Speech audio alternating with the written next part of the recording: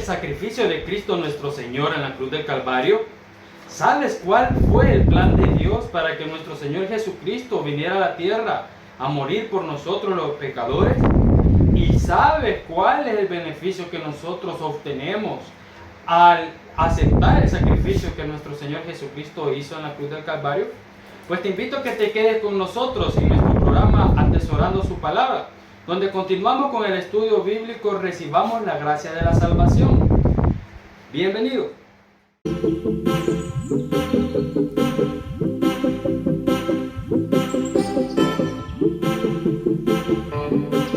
Sean bienvenidos a un capítulo más de Atesorando su Palabra.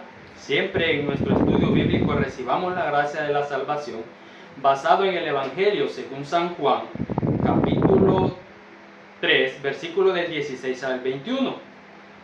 En esta ocasión vamos a hablar acerca del pensamiento del sacrificio de nuestro Señor Jesucristo en la cruz del Calvario, ¿verdad? Para ello, pues, vamos a ver cómo fue el plan diseñado, el plan de Dios, viendo así cuál era la necesidad del hombre. Vamos a hacer una recapitulación de todo lo que hemos venido viendo en el estudio. Dijimos como primer pensamiento que cuál era la condición del hombre, ¿verdad? De ahí vimos el amor inmensurable de Dios, que conmovió a Dios para que nos mandase a su Hijo unigénito a morir por nuestros pecados, para que fuésemos salvos, para que no fuésemos condenados. Y ahora pues vamos a conocer cuál fue ese sacrificio, en qué consistió, cómo eran los planes de Dios para la humanidad y cuál es el beneficio que nosotros obtenemos al aceptar el sacrificio de la cruz del Calvario. Para ello, vamos a remontarnos desde el principio de la creación del mundo. Sabemos que el pecado entró por la desobediencia de Adán y Eva en el huerto del Edén. Cayó maldición sobre los habitantes de la tierra por causa del pecado. Vemos después la muerte que dio Caín a su hermano Abel, ¿verdad? Entonces el pecado fue creciendo en la humanidad a tal punto de que llegamos hasta los tiempos de Noé, cuando todo el pecado, cuando toda la maldad había llegado a un nivel extremo, y dice que el olor de ese pecado subió hasta el cielo y a Dios le fue desagradable, ¿verdad? Entonces Dios le dijo a Noé que hiciera un arca con ciertas medidas y que hablara a estas personas que estaban haciendo maldad, que se arrepintiesen y que entraran a la barca para que pudiesen salvar su vida del castigo que iba a venir sobre la tierra. Ya sabemos, ¿verdad?, que es el diluvio, ¿verdad? Pero la gente, cuando Noé les platicaba acerca de lo que Dios le había enviado, porque iba a venir un gran diluvio que nunca jamás en la historia de la tierra había pasado ni ha vuelto a suceder por promesa de Dios, ¿verdad? Pero en ese momento no quisieron creer estas personas lo que Dios le había hablado a Noé. ¿Y quiénes se salvaron solamente? Pues solamente se salvó Noé, sus hijos, ¿verdad? Y sus nueras. Y vemos cómo la familia de Noé hizo caso y entró en la barca. Pero las otras personas no quisieron, no creyeron, se burlaron de Noé, dijeron que estaba loco. Y entraron los animales que Dios les dijo que entraran al arca para continuar, ¿verdad?, con la reproducción de su especie, cada uno en su especie. Y ya conocemos la historia, pues, que los hombres de aquel momento en su maldad perecieron porque no quisieron escuchar lo que Dios le había enviado a Noé para que pudiese salvar su alma. Y vemos y continuamos después de Noé, pues llegamos hasta Abraham. Después vamos a ver más adelante por qué tomo esta porción acerca del arca de Noé. Y llegamos a Abraham y vemos que a Abraham se le da una promesa cuando Dios lo saca de Ur de los Caldeos, ¿verdad? Y lo lleva a conocer la tierra prometida. Y le da allí una promesa donde le dice: en tu simiente serán benditas todas las naciones de la tierra. Y cuando vemos que le dice, en tu simiente será bendita todas las naciones de la tierra, no se está refiriendo, solamente no se está refiriendo a Isaac, su hijo, sino que en realidad se está refiriendo a nuestro Señor Jesucristo, quien iba a venir a hacer este sacrificio por nosotros. Porque Isaac solo era hijo de la promesa para que la bendición alcanzase al pueblo escogido de Dios, que era el pueblo de Israel, que es el pueblo de Israel, ¿verdad? Pero en nuestro Señor Jesucristo, cuando vino a la tierra a hacer nuestro sacrificio, ahí tuvimos acceso todas las naciones de la tierra, los que éramos llamados gentiles. Ya vamos a ver más adelante cómo sucedió eso. Mire, y ahí, desde ahí ya empieza, ¿verdad?, la profecía que iba a venir un redentor, un salvador al mundo, a morir por el hombre, por la condición humana del hombre, por la condenación del pecado, ¿verdad? Entonces, vemos, si seguimos, continuamos más adelante, vemos en el Éxodo y en Levítico, vemos que en el Éxodo que Dios le dijo a Moisés que establecieran un tabernáculo. ¿Y qué se hacía en ese tabernáculo?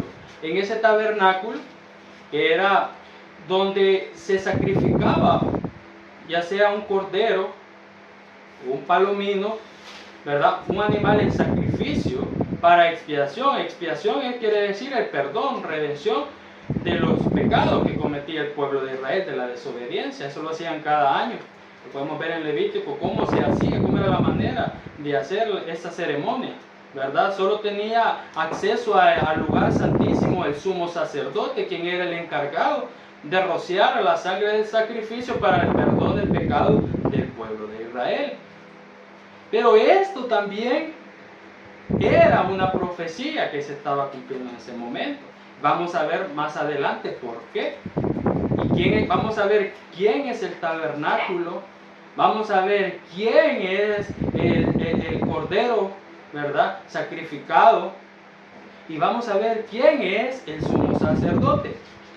Y así continuaron los años pasando, y vemos que en todo el Antiguo Testamento se habla acerca de este acontecimiento que va a suceder, que es el sacrificio que nuestro Señor Jesucristo va a venir a hacer a la tierra.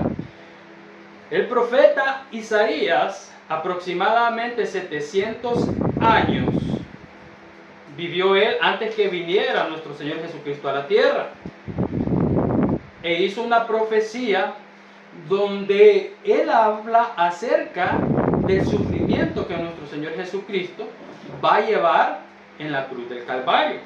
Quiero que me acompañe a Isaías 53, vamos a leer del versículo 1 al versículo 10. Dice su palabra: ¿Quién ha creído a nuestro anuncio? ¿Y sobre quién se ha manifestado el brazo de Jehová? Subirá cual renuevo delante de él, y como raíz de tierra seca, no hay parecer en él, ni hermosura. Le veremos más inatractivo para que le deseemos, Despreciado y desechado entre los hombres, varón de dolores, experimentado en quebranto, y como que escondimos de él el rostro. Fue menospreciado y no lo estimamos. Ciertamente llevó él nuestras enfermedades y sufrió nuestros dolores, y nosotros le tuvimos por azotado, por herido de Dios y abatido. Mas él herido fue por nuestras rebeliones, molido por nuestros pecados. El castigo de nuestra paz fue sobre él, y por su llaga fuimos nosotros curados. Todos nosotros nos descarriamos como ovejas, cada cual se apartó por su camino, mas Jehová cargó en él el pecado de todos nosotros. Angustiado él y afligido, no abrió su boca. Como cordero fue llevado al matadero, y como oveja delante de sus trasquiladores, enmudeció y no abrió su boca. Por cárcel y por juicio fue quitado, y su generación, ¿quién la contará? Porque fue cortado de la tierra de los vivientes, y por la rebelión de mi pueblo fue herido. Y se dispuso con los impíos su sepultura, mas con los ricos fue en su muerte. Aunque nunca hizo maldad, ni hubo engaño en su boca. Con todo eso, Jehová quiso quebrantarlo, sujetándole a padecimiento. Cuando haya puesto su vida en expiación por el pecado, verá linaje, vivirá por largos días, y la voluntad de Jehová será en su mano prosperada. Amén. Vemos aquí, querido amigo, querido hermano, vemos en esta profecía del profeta Isaías cómo iba a ser el martirio que iba a sufrir nuestro Señor Jesucristo. Pues ya conocemos que nuestro Señor Jesucristo, desde que Él nació, empezó ese martirio. Sabemos que el ángel tuvo que hablarle a José que saliera, ¿verdad?, de la ciudad, porque en ese momento el rey Herodes el Grande iba a querer matarlo, ¿verdad? Vemos que desde ahí pues ya Satanás estaba queriendo interrumpir en los planes de Dios. Mas Dios, que todo lo sabe y todo lo conoce, envió a su ángel para que fuese sacado de esa ciudad, ¿verdad? Y vemos que Herodes mandó a matar a todo varón, todo niño, todo bebé varón, ¿verdad? Para que si ahí se encontraba nuestro Señor Jesucristo, fuera muerto en esta ocasión. Pero vemos cómo Dios, para preservar su plan, lo guardó nuestro Señor Jesucristo. Y vemos que así fue creciendo Él. Mire, dice Isaías que no tenía pues una apariencia que lo iba a ser atractivo ante la vista de los hombres. Sabemos que los hombres, pues para que una persona se le sea de vista atractiva, que tengamos nosotros el verlo, ¿verdad?, como una persona importante, pues tiene que salir de una familia que tuviera recursos, ¿verdad?, salir y darse a conocer, que tenga buenos conocimientos, una instrucción pues de calidad, ¿verdad? Eso es lo que vemos nosotros como humanos.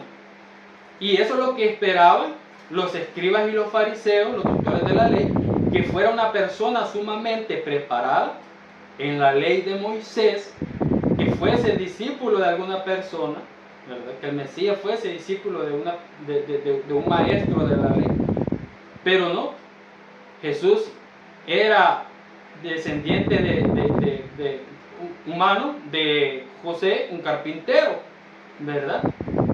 Y vemos que esa posición social que había de carpintero no era muy de gran importancia dentro de la sociedad. Entonces Jesús fue creciendo, pero antes de él, cuando Jesús estaba en su proceso pues, de adolescente, ya iba creciendo, pues antes de él estaba Juan el Bautista, predicando en el desierto y hablando acerca de que el reino de los cielos se había acercado. Esto para que se cumpliese la profecía, ¿verdad?, que preparara el camino a nuestro Señor Jesucristo. Y vinieron a Juan el Bautista y le preguntaron que si él era el Mesías enviado o si era alguno de los profetas que habrían de venir. Y le dijo Juan el Bautista que él no era el Mesías, que él era nada más la voz de uno que clama en el desierto, ¿verdad? Entonces, y vemos y les dice, cuando Juan está bautizando, ¿verdad?, viene uno, le dice, después de mí, que es antes que mires. Y dice que éste lo bautizará en Espíritu Santo y fuego, porque Juan el Bautista solamente bautizaba por agua para arrepentimiento de los pecados, ¿verdad? Entonces ya les empezaba a hablar Juan acerca del ministerio que iba a empezar en ese momento de Jesús. Mire, y bueno, Jesús se acercó a Juan y fue bautizado, y sabemos que ahí empezó el ministerio de nuestro Señor Jesucristo, después de haber recibido el bautizo y la unción del Espíritu Santo, que descendió en forma corporal como paloma, ¿verdad? Y Dios, el Padre, allá en los cielos, pues exclamó que era el Hijo amado de él, en el cual tenía complacencia. Mire, y empezó el ministerio de nuestro Señor Jesucristo. Y podemos ver en su palabra cómo fue la vida de nuestro Señor Jesucristo dentro de su ministerio. Pues Él, desde que inició su ministerio, solo se dedicó a hacer buenas obras, a hacer sanidades, a hacer milagros, a liberar endemoniados, ¿verdad? Vino a resucitar muertos. Vino a hacer las cosas que ningún otro hombre, ningún otro profeta, ni nadie, ningún doctor de la ley, fariseo, pudo haber hecho, sino que solo nuestro Señor Jesucristo. Pero en esta ocasión quiero yo resaltar las conductas de las personas que estuvieron alrededor de nuestro Señor Jesucristo, tanto en su ministerio como al momento de ser nuestro Señor Jesucristo apresado y martirizado y llevado hacia la cruz del Calvario, ¿verdad? Entonces, esto es lo que quiero yo resaltar en esta hora, ¿verdad? Y vemos que, bueno, Él siguió continuando haciendo obras, haciendo milagros. Y mire, los que se creían sabios en la ley, los que se creían que guardaban los mandamientos de la ley de Moisés, se creían pues que ellos conocían más que Jesús. Y venían y seguían a Jesús, no para creer en lo que Él hacía, sino para juzgarlo, mire, para despreciarlo. Y venían, y cada milagro que nuestro Señor Jesucristo hacía, cuando nuestro Señor expulsaba a un demonio, ¿sabe qué decían los fariseos? En el nombre de Belcebú, echa fuera a los demonios. Imagínense a tal grado de blasfemar contra nuestro Señor Jesucristo. Y todo esto a los fariseos, ¿verdad? Porque no venía Él de una descendencia que tuviese pues recursos, ni que fue no fue instruido por una persona que haya sido doctor de la ley y que lo haya llevado al conocimiento de la ley de Moisés, pero Él era más grande que cualquier profeta. Él era la ley que había venido. Dice, yo no vine, le dice Jesús en el Sermón del Monte, yo no vine a romper la ley, a violar la ley, sino a cumplir la ley. Miren, entonces los fariseos, así cada vez que nuestro Señor Jesucristo hacía un milagro, siempre blasfemaba dentro de sus corazones. Mire, y tentaban a nuestro Señor Jesucristo con preguntas para hacerlo dudar. Pero nuestro Señor Jesucristo, con toda convicción, Él sabía cuál era el propósito. No le importó los malos comentarios, no le importó el desprecio de esta gente que se creía pues, que era estudiada en la ley. Y mire, pero también quiero resaltar la actitud, quiero resaltar de las personas que recibieron sanidad. Porque las personas que recibieron sanidad durante todo el ministerio de nuestro Señor Jesucristo sabían que tenían una necesidad. Mire, sabían que tenían una necesidad. Entonces cuando escuchaban, ¿verdad?, que el Señor Jesucristo iba pasando por su ciudad, ellos salían al encuentro, mire, y buscaban de Él misericordia para que fuesen sanados. Esa es otra conducta que a mí me gusta, me alegra, porque el hombre llega a un punto, querido amigo, donde es consciente de la necesidad que tiene. Y lo único que necesita es venir a nuestro Señor Jesucristo, para que Él pueda librarlo, pueda sanarlo, pueda redimir a sus pecados y cambiarle su forma de pensar y su forma de ser. Y esto es lo que vemos en la profecía de Isaías. Dice que Él llevó nuestras cargas, nuestras enfermedades, ¿verdad?, nuestros pecados, ¿verdad? Cuando Él liberaba, cuando Él sanaba, Él nos quitaba esas enfermedades a las personas necesitadas, ¿verdad? Y vemos, bueno, llegamos al punto donde nuestro Señor Jesucristo tenía que cumplir lo que Dios le había enviado a la tierra, que era pues el sacrificio de la cruz. Y vemos que es apresado ¿verdad? Porque todo esto lo maquinó el sumo sacerdote en ese tiempo, que era Caifás, ¿verdad?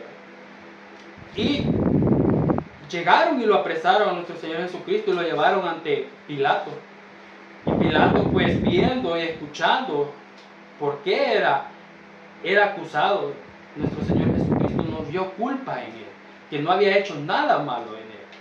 Y vemos que estas personas que lo habían apresado, pues le vendaron sus ojos, le abofeteaban, le escupían el rostro, le jalaban las barbas. Mire, y le decían, y lo blasfemaban y le decían: si tú eres el Hijo de Dios, profetiza, ¿quién te ha golpeado? Y dice que nuestro Señor Jesucristo en ningún momento abrió su boca. Mire, aquí nos decía el profeta Isaías que él iba a ser como cordero mudo llevado al matadero. Él no abrió su boca, porque si nuestro Señor Jesucristo hubiese desobedecido esta profecía, a nada le hubiera costado a nuestro Señor hablar y que cualquier maldición haya caído sobre ellos y destrucción, pero el amor que en él había era el que no permitía que hiciera él eso, sino que resistiera a todo ese maltrato, a todo ese desprecio que le estaba sucediéndole en ese momento. Y vemos que Pilato pues no le encontró ningún delito que él había cometido y lo mandó donde Herodes. Herodes tampoco encontró ninguna maldad en él, ninguna mentira, así como había dicho el profeta Isaías. Y mire, y lo regresó nuevamente donde Pilato. Y aquí quiero que vean otra conducta que hoy en día sigue sucediendo. Cuando dice que en ese entonces, en la tradición, se les liberaba un preso, un delincuente, ¿verdad? Tenían derecho a que se les liberara un delincuente. Entonces Pilato lo que hizo es que mandó a llamar a Barrabás, trajeron a Barrabás y pusieron a la par de nuestro Señor Jesucristo y les preguntaron al pueblo, ¿verdad? Al pueblo judío, le preguntaron: ¿a quién quiere que le libere? ¿Si a Jesús o a Barrabás? Y mire, toda la gente, ¿verdad?, engañados por los fariseos, dijeron que ellos querían que soltaran a Barrabás. Y esto podemos ver hoy en día cuánta gente tienen el privilegio de escuchar la palabra de Dios, tienen el privilegio de saber cuál es la promesa de la gracia de salvación que nuestro Señor Jesucristo tiene para cada uno de los amigos que nos escuchan en este momento. Y escuchando lo que Dios tiene para ellos, que son deseos de hacer nada más el bienestar a su vida. Pero ellos prefieren, como aquellos judíos en aquel entonces, prefirieron la maldad, prefirieron el odio, prefirieron el pecado que había en Barrabás antes del perdón, de la salvación y de la remisión de los pecados que había en nuestro Señor Jesucristo. Así en la actualidad hay muchas personas que prefieren mejor el pecado y no la salvación. Y vemos que más adelante, pues, cuando Pilato les pregunta que qué querían que hicieran con este hombre, con que era nuestro Señor Jesucristo, todos decían: crucifícale, crucifícale. Y vemos que la muerte en la cruz, pues, era la muerte más vil, la muerte, para decirle que era maldición, pues, el morir en la cruz. Entonces nuestro Señor Jesucristo, por eso dice en su palabra que Él se humilló hasta los sumos, ¿verdad? Entonces, y en su muerte no fue nada digna, pero vamos a ver que el amor de nuestro Dios hizo que esto fuese posible. Entonces, y fue llevado, mire, fue llevado hacia el Gólgota, ¿verdad?, para ser crucificado. Y en ese lapso, transcurso, pues fue escupido, fue abofetado, fue maltratado. Y él llevaba esa cruz tan pesada. Y esa cruz que tanto pesaba, ¿sabe qué llevaba ahí nuestro Señor Jesucristo? Ahí Él cargó pues nuestros pecados, cargó nuestras enfermedades, cargó la condenación del pecado, que era la muerte. La muerte. Y vemos que Él fue llevado y fue crucificado. Dice que se le dio a beber este vinagre con una esponja. Y Él no lo quiso beber. Pero quiero resaltar estas otras conductas. Dice que cuando Él estaba crucificado, a la par de Él estaban 2 hombres crucificados también, cuya vida había sido de maldad. Y ellos eran merecedores de estar ahí en esa cruz, pero nuestro Señor Jesucristo no. Sin embargo, vemos aquí 2 conductas que quiero resaltar en este momento. Dice su palabra que uno de los que estaban crucificados con Él empezó a burlarse de Jesús y le dijo: si tú eres el Hijo de Dios, ¿por qué no desciendes de esa cruz y nos salvas a nosotros? Le dijo. Mire, con un orgullo, ¿verdad? Sin nada de humildad, no queriendo reconocer que el que estaba a la par suya, ¿verdad?, tenía la salvación para su alma. Sin embargo, él no quiso comprender, no quiso ser humilde, no quiso estar delante de Dios, ¿verdad?, para que Dios lo viera con misericordia. Entonces, y vemos la otra conducta del otro hombre que estaba ahí con él juntamente crucificado. Mire, y él reconoció y él se humilló y le dijo: si tú eres el Hijo de Dios, no te olvides de mí, le dice, cuando vengas en tu reino. Mire, le dijo nuestro Señor Jesucristo: ciertamente este día estarás conmigo en el paraíso. Mire, por una conducta, querido amigo, de arrepentimiento, de reconocer que él necesitaba del que estaba a la parte suya, siendo crucificado sin ningún motivo de serlo. Y él recibió el perdón y la salvación para su alma, ¿verdad? Entonces, vemos ahora en la actualidad estas 2 conductas que se presentan. Querido amigo, cada vez que tú desprecias el Evangelio, cada vez que tú no quieres escuchar la palabra de Dios, déjame decirte que si escuchas la palabra de Dios, es porque Dios está llamando a tu vida. Y no es casualidad que la palabra de Dios llegue a tu oído. Si tú la escuchas, es porque es para ti, es porque es para mí, es porque Dios quiere tratar con uno personalmente. Pero cada vez que tú desprecias su palabra, cada vez que tú no crees en el sacrificio, estás despreciando lo que nuestro Señor Jesucristo hizo y estás convirtiéndote en uno de los que abofeteó a nuestro Señor Jesucristo, que lo despreció. Te estás convirtiendo en el crucificado que no quiso creer en nuestro Señor Jesucristo, aún estando Él pasando por el sufrimiento de la crucifixión, aún así no quiso. Así hay muchos hoy en día que pasando grandes tribulaciones, grandes cosas a su vida por la maldición del pecado, no quieren comprender que en Cristo Jesús hay salvación, hay perdón y hay gozo. Mire, querido amigo, no desprecie el Evangelio, no desprecie a Cristo.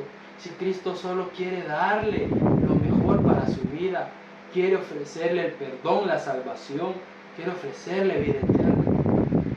Y vemos continuando cuando nuestro Señor Jesucristo dice que Él exhaló por última vez, dice que dijo estas palabras, dice la palabra de Dios que dijo: consumado es.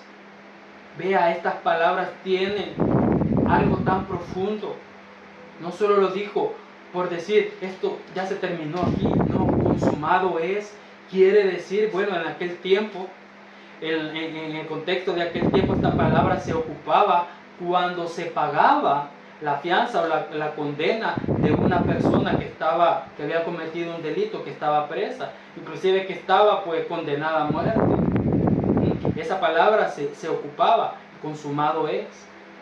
Vea, entonces nuestro Señor Jesucristo, cuando digo consumado es porque Él con su muerte pagó el precio de la condenación, de la muerte que recaía sobre nosotros por todo el pecado de la humanidad. Y dice que Él en su infinito amor, ¿verdad?, derramó su sangre. cuando Él entregó su espíritu a nuestro Dios, dice que hubo un gran terremoto, unas grandes tinieblas. Y dice, y aquí es donde les digo y retomo, la promesa que Dios le dijo a Abraham: en tu simiente serán benditas todas las naciones de la tierra, porque dice que el velo fue rasgado de alto a abajo, y dice que allí entramos nosotros los gentiles, los que no pertenecíamos al pueblo de Israel, porque dice su palabra: los suyos vino y los suyos no le recibieron, que eran los judíos, el pueblo escogido de Dios. No le quiso recibir, al contrario, lo crucificó. Y entonces allí se nos abrió la brecha en el sacrificio de nuestro Señor Jesucristo, para que todo aquel que en Él cree no se pierda, mas tenga vida eterna. Y el que cree se le da la potestad de ser hecho hijo de Dios. Mire, entonces, ¿cuál amor del Padre que dio a su Hijo? Y su Hijo nos permitió acceder. Y vemos que ese sacrificio lo vemos reflejado también en lo que les comentaba del tabernáculo, del sumo sacerdote y del cordero que era sacrificado. Vamos a ver, el tabernáculo ya no es esa tienda de campaña donde el sacerdote hacía los sacrificios, sino que el tabernáculo ahora soy yo, el tabernáculo es usted cuando acepta a Cristo. Y el cordero en sacrificio para limpieza de nuestros pecados, ya no es necesario venir y traer un becerro y sacrificarlo, sino que ya hubo ese sacrificio. Y dice que cordero inmolado es nuestro Señor Jesucristo, por el cual por medio de su sangre tenemos nosotros perdón para nuestros pecados. Y vea, también en aquel momento el sumo sacerdote era el único que podía interceder, ¿verdad?, entre el pueblo de Israel y Dios. Pero en este caso el único intercesor de nosotros y nuestro sumo sacerdote es nuestro Señor Jesucristo, que a través de Él podemos acceder a nuestro Padre. Y dice que todo lo que pidiéramos en su nombre, creamos que nos será hecho. Por medio de la oración nosotros tenemos acceso en el nombre de nuestro Señor Jesucristo a las bendiciones de nuestro Padre. Y mire, ¿y por qué el arca de Noé?, se podría preguntar. Pues porque en este caso nuestro Señor Jesucristo es nuestra arca. Es donde en Él venimos a encontrar el refugio para que toda esa destrucción que vendrá en condenación al mundo no sea para los que entremos en Cristo Jesús, para que los que nos refugiemos en Cristo Jesús. Él será nuestra barca, y los que vengamos a Él, ¿verdad?, seremos salvos de esta destrucción. Y vemos en la otra y la última conducta que quiero resaltarles es acerca del centurión que estaba a los pies de la cruz. Dice la palabra de Dios que cuando la tierra tembló y los cielos se oscurecieron, dijo el centurión, ciertamente, dijo, hoy comprendo que tú eres el Hijo de Dios. Allí comprendió y entendió que Jesús era realmente el Hijo de Dios. Mire, quiero resaltar esta conducta, querido amigo, porque viene el tiempo donde esta palabra ya no se escuchará más, donde ya no habrá más oportunidad de perdón para su alma, ya sea por la muerte que le pueda sorprender, o ya sea por la venida de nuestro Señor Jesucristo, porque Él ha prometido venir por su pueblo, y ha prometido también, pues, venir y condenar al mundo también, a todo aquel que no quiso creer en Él, que no quiso la salvación. Mire, y en aquel día dice que todo ojo le verá cuando Él venga en las nubes. Así sean los hijos de Dios los que han muerto primero en Cristo Jesús, y los que hemos quedado y hemos sido transformados, como los que también murieron sin Cristo Jesús y los que quedaron acá en la tierra. Todo ojo le verá. Entonces ahí todos los que no creyeron en esta palabra cuando tuvieron tiempo dirán, ciertamente lo que me hablaba del Evangelio era cierto, y querrán perdón querrán perdón para sus pecados, pero ya no habrá oportunidad. Querrán escuchar que les prediquen de la palabra de Dios para poder aceptar, para poder aceptar el nombre de nuestro Señor Jesucristo, y ya no podrán. Mire, así como le pasó al centurión, hasta entonces van a reconocer, pero los que hayan quedado se quedan para condenación. Eso es lo lamentable, querido amigo. Hoy es el momento en que tú puedes entregar tu vida a Cristo Jesús y puedes huir de esa condenación que vendrá y puedes empezar una vida nueva en Cristo Jesús, llena de amor, lleno de gozo, lleno de perdón. Querido amigo, Cristo Jesús murió por ti, murió por mí, sin ver la condición de nuestro pecado, sin pedirnos antes que nosotros pues nos quitemos el pecado, porque por nosotros mismos no podemos quitarnos el pecado, sino que solamente por la sangre de nuestro Señor Jesucristo. No espere más tiempo el decir cuando yo me sienta preparado, cuando yo cambie voy a venir a los pies de Cristo. Nunca va a suceder que usted cambie por sus propias fuerzas. Solo viniendo a Cristo Jesús, el poder transformador de su amor y de su sangre podrá cambiarle, podrá transformarle. Mire, dice que nuestro Señor Jesucristo murió, pero no quedó esto solo en su muerte, porque Él murió para perdón de nuestros pecados y para liberarnos de la condenación de la muerte. Mas el tercer día resucitó, dice, y cuando Él resucitó, venció a la misma muerte. Entonces a nosotros nos dio la promesa de la vida eterna, porque en Él está la vida y Él es el que tiene las llaves de la muerte también. Así que toda la humanidad estamos en la mano de Dios. El destino y el tiempo en la tierra del hombre está en la mano de Dios. Pero hoy te dice, hoy te he dado tiempo, hijo mío, para que veas mi camino y vengas a los pies de Dios y con un corazón humilde, constrito y humillado, le pidas perdón por todo lo que has cometido. Dice que Él no juzgará tu pecado, sino que te limpiará y te transformará y los echará al fondo de la mar, donde nunca más se acordará de Él. Él solo quiere amarte, quiere darte vida eterna. Si tú hoy has sentido en tu corazón el llamado del Espíritu Santo para que aceptes a nuestro Cristo como Señor y Salvador, puedes hacer conmigo esta oración. Padre, gracias Señor Jesucristo por tu amor inmenso. Gracias por venir a padecer en mi lugar. Gracias porque con amor viniste a padecer desprecio. Viniste a llevar mis pecados, mis enfermedades, y por tu sangre mis llagas han sido curadas. Hoy reconozco que tú eres Dios, que solo a través de tu perdón, de tu amor, de tu sangre tengo perdón para mis pecados. Quiero que me laves, que me limpies con tu sangre. Hoy te recibo como mi Salvador de mi alma. Y quiero hacerte, Señor, de mi vida. Ayúdame a caminar en tus caminos. Háblame por medio de tu Espíritu Santo cada vez que yo lea tu palabra. Llena mi corazón de paz, de tranquilidad.